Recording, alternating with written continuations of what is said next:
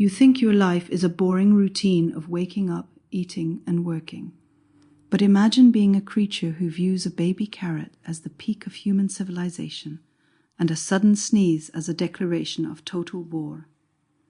Being a guinea pig isn't just about being cute. It's a high-stakes life of constant vigilance, complex social politics, and digestive warfare. Let's start with the basics. You are a Cavia porcellus. You are not from Guinea, and you are not a pig. You are a rodent from the Andes Mountains of South America. Indigenous peoples in the Andes, specifically the Incas, domesticated your ancestors around 5000 BC. Back then, you weren't an apartment accessory. You were a vital source of protein. Today, you're an indoor athlete who runs exactly 2 laps around a cage before collapsing into a nap. Your primary personality trait is paralyzing paranoia. In the wild, you are the bottom of the food chain. Every shadow is an eagle. Every rustle is a mountain lion. Even in your climate-controlled living room, your instincts are screaming that death is coming from above. This is why you freeze when a human walks too fast. It's not stupidity. It's a tactical defensive maneuver honed by thousands of years of avoiding being turned into lunch. Your social structure is surprisingly sophisticated. You are herd animals. In the wild, you live in groups of 5 to 10, but in captivity, you require at least one buddy, or you might actually suffer from depression. You have a complex language of vocalizations. You know the wheek, that high-pitched, piercing scream you release the moment you hear a plastic bag crinkle. To you, that bag represents the holy grail of food. To your owner, it's just a snack. To you, it is life or death. You also possess the purr. It's deceptive. If it's deep and steady, you're relaxed.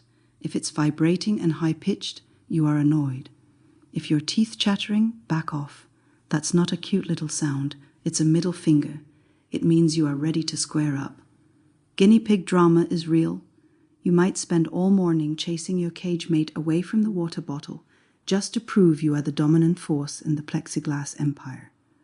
Now, let's talk biology. You are a biological machine designed to turn hay into noise. Your teeth never stop growing.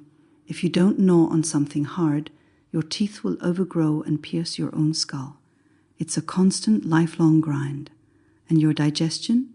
It's a miracle of efficiency. You are a hindgut fermenter.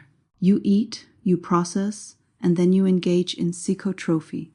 Yes, you eat your own droppings to reabsorb nutrients. It's not gross. It's a survival mechanism that allows you to extract every possible molecule of energy from grass. Your vision is another strange adaptation. You have a wide field of view, almost 340 degrees.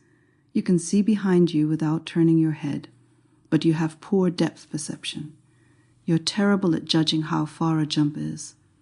This is why you don't live in high-rise mansions. You live on the floor.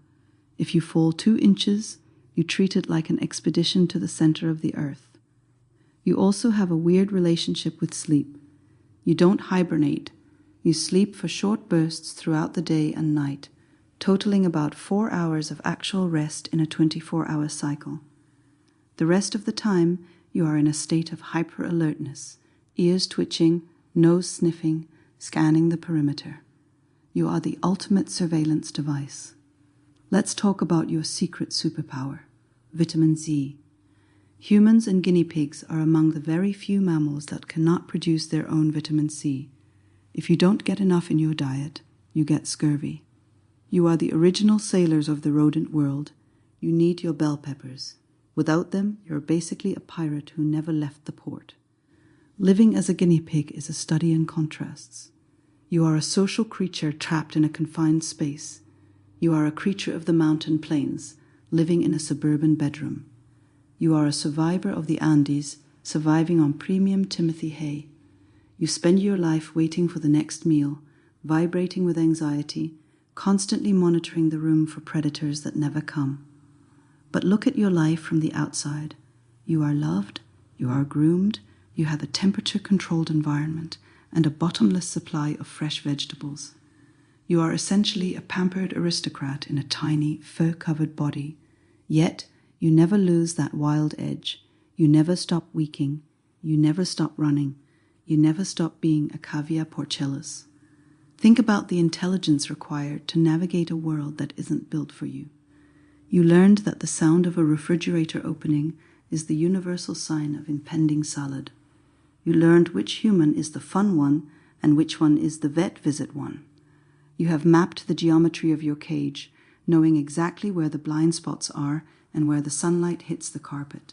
You are a master of your domain, even if that domain is only 4 square feet of fleece. Is there an existential dread in being a guinea pig? Probably not. You live in the moment. You aren't worried about the stock market or global climate change. You are worried about whether that red bell pepper is going to be crisp enough. And honestly, isn't that a form of enlightenment? We spend our lives worrying about things that haven't happened yet, while you have mastered the art of pure, unadulterated focus on the immediate. Maybe the next time you see a guinea pig staring blankly into space, don't assume there's nothing going on behind those black, beady eyes. They are calculating trajectories. They are monitoring social dynamics. They are weighing the pros and cons of another nap. They are the tiny, twitchy, weaking evidence that life doesn't need to be grand to be complete. It just needs to be lived with enough curiosity to keep moving and enough fear to keep you sharp. You are a small, furry, vibrating reminder that existence is a series of tiny moments. Some of those moments are scary. Some of them are boring. But some of them are the best piece of romaine lettuce you've ever had. And in the end, perhaps that is exactly what life is supposed to be. A constant hunt for the next snack, a bit of social friction, and the quiet comfort of knowing your herd is nearby. You are more than a pet. You are a survival expert, a social strategist, and a living, breathing testament to the joy of a good meal. Perhaps we should all be a little more like the guinea pig, alert, hungry, and always ready to make a little noise when the good stuff finally arrives.